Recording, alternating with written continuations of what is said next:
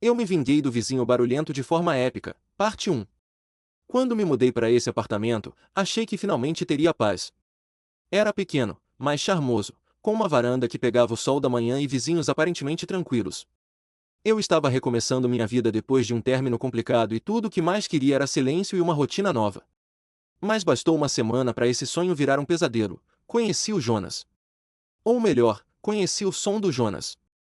Ele era o vizinho do 402, exatamente acima de mim. E se existisse uma competição de barulho, ele ganhava a medalha de ouro com sobra. Era som alto, passos pesados, móveis sendo arrastados, risadas às 3 da manhã e, para piorar, ele tinha uma banda. Isso mesmo. O cara montou uma banda dentro do apartamento e usava o lar como estúdio de ensaio. No começo, tentei ser paciente. Bati na porta, conversei educadamente.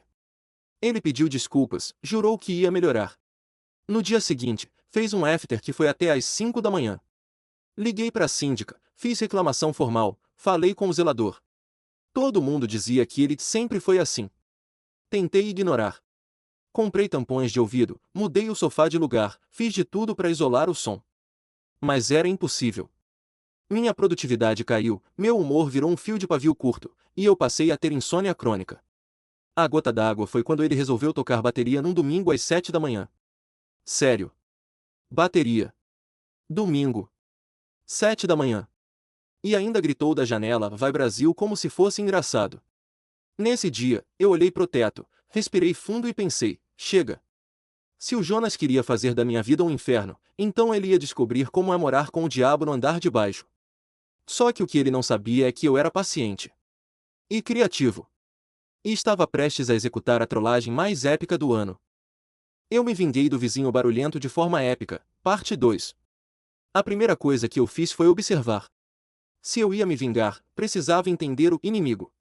Descobri que ele era freelancer, ou seja, estava em casa o tempo todo. Percebi que ele dormia até tarde e usava as noites para se divertir. Comecei a anotar os horários, quando ele tocava guitarra, quando recebia amigos, quando ficava em silêncio. Sim, eu montei uma planilha. Era guerra, e eu ia jogar com estratégia. A segunda parte do plano foi construir reputação. Comecei a ser o morador modelo. Ajudava a síndica, oferecia bolos para os vizinhos, participei até de uma reunião de condomínio com um sorriso no rosto. Isso era importante, eu precisava estar acima de qualquer suspeita. Jonas continuava sendo o vizinho barulhento, o encrenqueiro. Eu seria o oposto. O mocinho. Agora, a trollagem em si começou de leve. Comprei um alto-falante potente e comecei a tocar sons aleatórios no volume máximo por 3 minutos, às 6 da manhã. Só 3 minutos. O suficiente para ele acordar assustado. Depois desligava e fingia que nada aconteceu. Fiz isso por 3 dias seguidos. No quarto dia, troquei o som por uma gravação de bebê chorando. Coloquei na caixa de som encostada no teto e fui tomar café. Jonas ficou maluco. Comecei a ouvir batidas dele no chão, provavelmente tentando protestar. Ah, querido, você mal começou a pagar o preço. Aos poucos, ele começou a inverter os horários. Passou a dormir mais cedo, evitar festas em casa. E foi aí que eu resolvi avançar no plano. Comprei uma fita com sons de furadeira, serra elétrica e marteladas. Gravei tudo em alta qualidade e criei uma playlist caótica. Às 4 da tarde de uma terça-feira, liguei tudo. O prédio inteiro ouviu. A síndica me mandou mensagem preocupada. Eu disse, desculpa, era uma pequena reforma no móvel da cozinha. Ela agradeceu por avisar. Jonas ficou 20 minutos gritando da janela. A guerra estava oficialmente declarada. Eu me vinguei do vizinho barulhento de forma épica. Parte 3. Jonas começou a se desesperar. Passou a deixar bilhetes na portaria perguntando quem estava com uma obra inacabável, reclamava em grupo de WhatsApp e chegou a perguntar diretamente ao zelador se alguém estava sendo reformado em looping. Eu assistia tudo quietinho, com minha caixa de som bem posicionada no canto da sala, programada para ativar aleatoriamente ruídos que qualquer pessoa pensaria serem reais. Mas aí resolvi subir o nível. Fiz uma gravação de passos arrastados e móveis sendo empurrados, exatamente o tipo de barulho que ele fazia toda noite, e comecei a rodar isso entre 2 e 3 da manhã. Jonas desceu no dia seguinte com olheiras e os cabelos desgrenhados. Eu, coincidentemente, encontrei ele na entrada do prédio. Ele comentou que não estava dormindo bem, que o prédio estava estranho, e perguntou se eu também estava ouvindo coisas. Falei com a maior cara de inocente: nossa, não, aqui em casa é bem tranquilo, nem ouço nada. Quase não aguentei segurar o riso. No sábado seguinte, ele deu uma festa, última tentativa de afirmar domínio, e eu esperei até a música estar no auge. Então comecei a tocar um loop de sirene de polícia intercalado com passos de botas e gritos simulando uma batida. O som vinha de cima? De baixo? Dos lados? Ele surtou. A música parou, os convidados ficaram tensos, e em minutos, tudo terminou. Jonas passou o resto da noite em silêncio. No dia seguinte, pela primeira vez, ouvi o som abençoado do silêncio vindo do 402. Mas ainda não era o fim.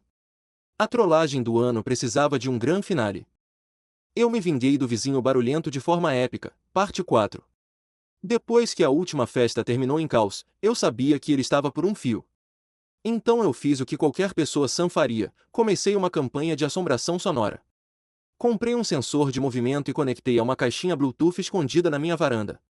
Toda vez que ele abria a janela do quarto, que ficava bem em cima da minha, o sensor ativava uma gravação macabra, sussurros, vozes estranhas, alguém chamando pelo nome dele. Gravei uma mulher dizendo: Jonas, por que você me acordou? E mais uns barulhos de vento e passos.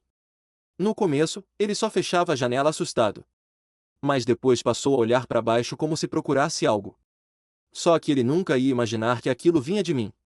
Numa noite, deixei a gravação de um choro baixinho tocando sem parar por 5 horas seguidas. De novo, posicionei a caixa de som no canto superior da sala. O som ecoava com aquele efeito abafado, como se viesse do próprio apartamento dele. Às 4 da manhã, ouvi ele descendo as escadas correndo. Espiei pelo olho mágico e vi Jonas em pijama, descalço, indo até a portaria. Voltou com um segurança. O cara subiu, olhou tudo e disse que não estava ouvindo nada. Claro que não. Eu desliguei tudo um minuto antes. E ali eu percebi, ele estava começando a duvidar da própria sanidade. Passou a andar mais calado, a descer menos. Nas redes sociais, parou de postar as rotinas barulhentas e começou a fazer stories falando de vibrações ruins no AP. E, sinceramente, eu podia parar ali. Já tinha vencido. Mas depois de tudo que ele me fez passar, eu queria algo mais. Algo que fizesse ele contar essa história para sempre, e sabendo que foi vencido por alguém mais esperto e mais silencioso. Estava na hora de terminar em grande estilo. Eu me vinguei do vizinho barulhento de forma épica, parte 5.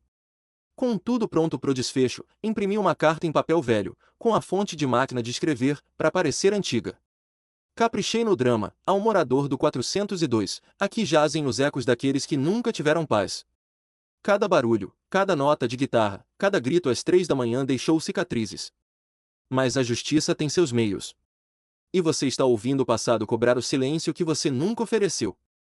Dobrei o papel, coloquei numa pasta e deixei na porta dele à noite, junto de uma pequena vela apagada. Só isso. No dia seguinte, ouvi barulhos de passos apressados. Fingi estar saindo para caminhar e vi Jonas empacotando caixas no carro. Liguei discretamente o gravador da varanda e peguei ele dizendo ao telefone: não dá mais para ficar aqui, esse lugar tá amaldiçoado. Não acreditei. Ele estava mesmo se mudando. E rápido. Em 3 dias, o apartamento 402 estava vazio. Na portaria, escutei um comentário do zelador: acho que ele surtou, andava falando com as paredes. Sorri. Missão cumprida. E sabe o que foi melhor? Quando ele saiu, ninguém do prédio sentiu falta. Muito pelo contrário. Vários moradores comentaram que finalmente estavam dormindo em paz.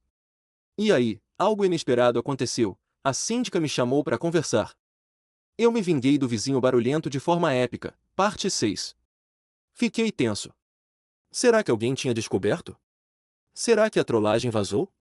Mas quando cheguei na sala de reuniões do condomínio, a síndica me ofereceu café e disse: a gente queria agradecer por ser um exemplo de morador. Com o Jonas indo embora, o prédio finalmente voltou a ser um lugar tranquilo.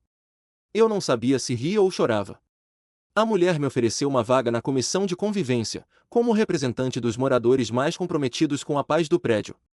Aceitei, claro. Ali, percebi que a melhor vingança é aquela que ninguém consegue provar. Segui minha vida normalmente, agora com a deliciosa ausência de ruídos do 402. Instalei uma estante nova sem interrupções, maratonei minha série favorita com o som que eu escolhi, e dormi como um bebê por semanas. Mas a história ainda não acabou. Um mês depois, recebi uma mensagem no Instagram de um perfil novo. A pessoa dizia: "Eu sei o que você fez com o Jonas. Foi você, não foi?" Na hora, travei. Fui olhar o perfil. Era de uma garota chamada Erika, ex-namorada do Jonas, segundo o feed. Ela tinha se mudado com ele pro novo AP e ele andava obcecado com vingança espiritual. Ele tinha certeza de que o prédio era assombrado por alguém que ele irritou. A mulher escreveu: "Se foi você, parabéns. Você conseguiu o que ninguém conseguiu em 3 anos, calar a boca daquele homem. Eu me vinguei do vizinho barulhento de forma épica." Parte final. Desde então, meu prédio vive num silêncio celestial. E, vez ou outra, quando conheço algum vizinho novo, acabo ouvindo: "Você sabia que o antigo morador do 402 surtou?" Dizem que era perseguido por barulhos fantasmagóricos. Alguns até contam a história como se fosse lenda urbana.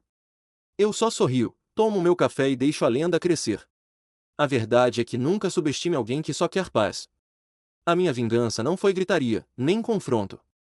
Foi paciência, criatividade e muito planejamento. Jonas nunca soube quem foi. Mas sempre vai lembrar do prédio onde ele foi vencido pelo próprio barulho. Ah, e se ele estiver lendo isso agora, coisa que duvido, porque gente barulhenta nunca tem tempo para ouvir, eu só tenho uma coisa a dizer: obrigado por me ensinar que o silêncio é mesmo a melhor resposta. E também a melhor arma.